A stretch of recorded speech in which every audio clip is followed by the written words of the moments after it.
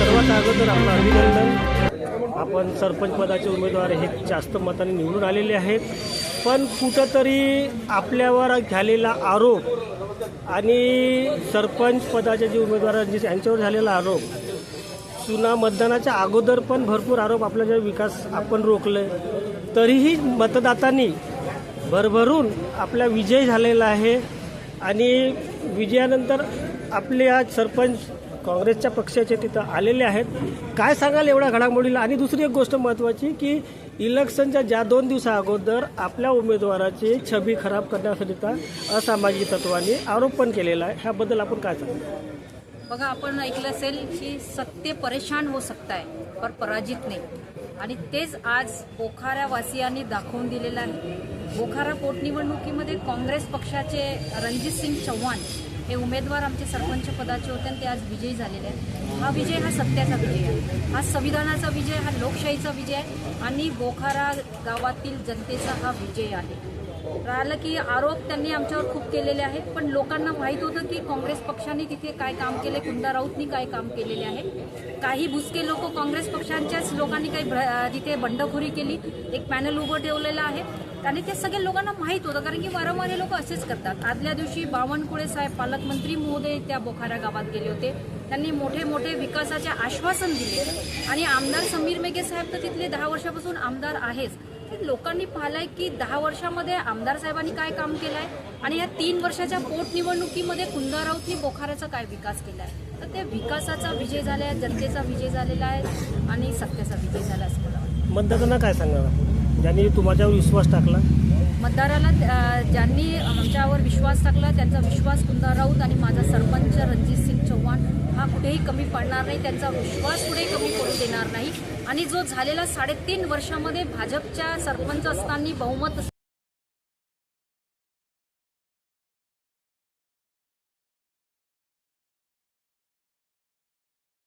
निवडणुकी में आपका दमदार विजय हुआ है. सरपंच 1.5 साल का आपको समय मिला है.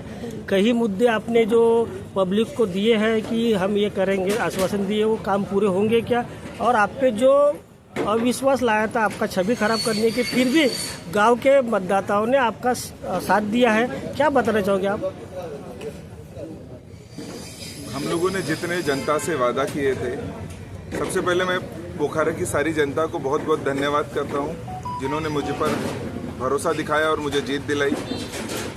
उसके अलावा जितने हमारे वादे थे, हम हमारे सारे वादों पर खरा उतरने की कोशिश करेंगे. उसके साथ ही गांव के विकास कार्यों में हम लोग पूरी तरीके से गांव के साथ में मिलकर काम करेंगे. विपक्ष का काम ही दूसरों के का नाम खराब करके अपने आप को सिद्ध करने का है.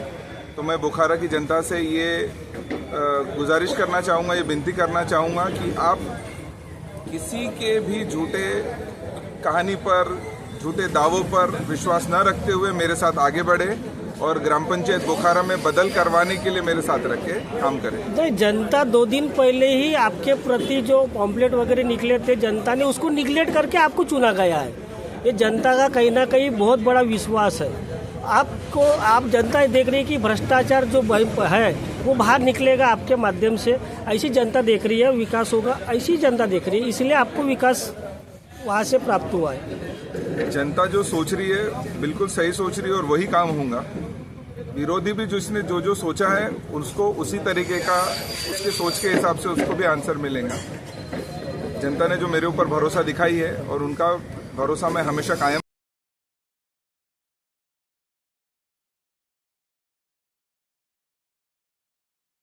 भाऊ, आपण ह्या 6-7 दिवसामध्ये मतदानाच्या दिवसपर्यंत आपण खूप मेहनत केलेली आहे.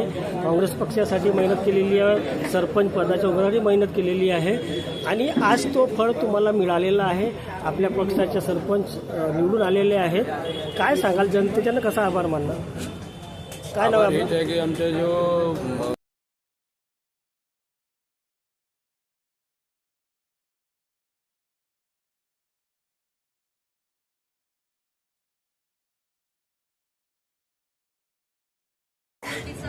आज निकाल लागलेला आहे आणि काँग्रेस पक्षाचे राष्ट्रवादी काँग्रेस पक्षाचे उमेदवार सरपंच पदाचे रणजित सिंग चव्हाण यांचा विजय झालेला आहे. तसेच आमच्या ग्रामपंचायत वार्ड नंबर 1च्या उमेदवार वर्षाताई सहारे यांचा सुद्धा विजय झालेला आहे.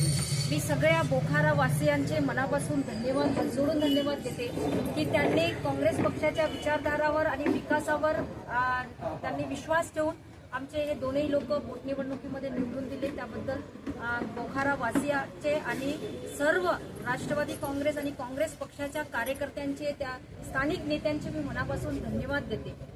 10 वर्षापासून त्या क्षेत्रामध्ये आमदार भाजपाचे आहे. निवडणुकीच्या आदल्या दिवशी सन्माननीय पालकमंत्री चंद्रशेखर बावनकुळे साहेब सुद्धा या प्रचाराला आले होते. आमदार साहेब 3-4 दिवस तिथे प्रचाराला फिरले, पण लोकांनी विश्वास ठेवला की 3.5 वर्षामध्ये यांचा भाजप पक्षाचा सरपंच आणि त्यांचं बहुमत असल्यावर बोखाऱ्यातील लोकांना किती त्रास झाला, किती गुंडागर्दी झाली, किती भ्रष्टाचार झाला हे त्यांनी सहन केलं आणि डोळ्यासमोर बघून त्यांनी आमच्या विचारधारेला, काँग्रेस पक्षावर विश्वास ठेवून माझा सरपंच आणि वार्ड मेंबर निवडून दिलेला आहे. ते म्हणतात ना, सत्य परेशान हो सकता है पर पराजित नाही. आणि तसंच बोखाऱ्यावासियांनी करून दाखवलेला हा संविधानाचा विजय आहे, हा सत्याचा विजय आहे, हा लोकशाहीचा विजय आहे आणि हा जनतेचा विजय आहे असं मला या ठिकाणी म्हणायचं आहे. पुन्हा बोखाऱ्यावासियांनी जो विश्वास ठेवला आहे त्यांचा या 1.5 वर्षाचा हा निवडणूक 1.5 वर्षासाठीच होती. त्यांचा विश्वास मी कुठेही कमी पडू देणार नाही, माझा सरपंच पडू देणार नाही, माझा वार्ड मेंबर पडू देणार नाही आणि जनतेचे जे विकास कामं आहे ते विकास कामं या 1.5 वर्षामध्ये आम्ही मार्गी लावू आणि कार्य करू, लोकांचा विश्वास पुन्हा जिंकू एवढंच या प्रसंगी सांगते. पुन्हा माझ्या कार्यकर्त्यांचं मनापासून धन्यवाद. दिवसाची रात्रचा दिवस करून त्यांनी खूप मेहनत घेतलेली आहे. कुठे कमी पडलो, कुठे जास्त झालेला हो, कोणाचाही आम्हाला मनमुटाव नाही आहे, कोणाला राग नाही आहे. आणि काँग्रेस पक्षाचं बंडखोराचं त्या ठिकाणी जे पॅनल होतं त्यांच्यावरही नक्की